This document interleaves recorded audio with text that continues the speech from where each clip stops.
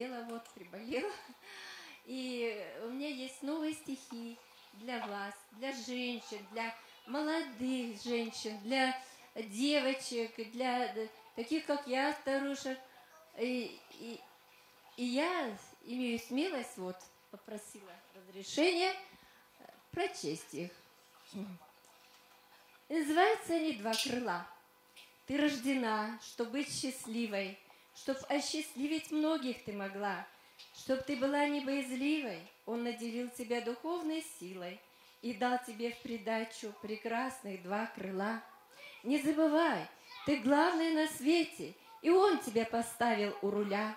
Тебе доверена семья и муж, и дети. Не опускай прекрасных два крыла.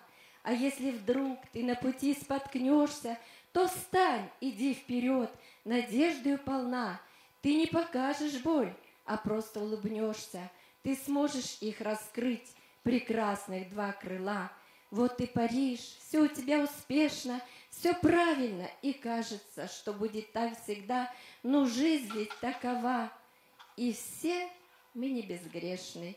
Ты только не сложи прекрасных два крыла. И вот опять подрезанные крылья, ну ты готова в бой. Огонь твой не остыл, не бойся, милая, ты темной силы, не дай ей перебить твоих прекрасных крыл.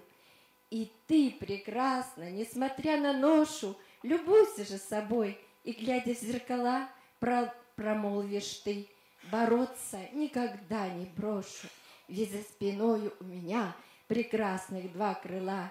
И еще ты помни, что ты чудо-женщина, что ты всегда душой светла, счастливой быть тебе судьбой завещено, ведь за спиною у тебя прекрасных два крыла.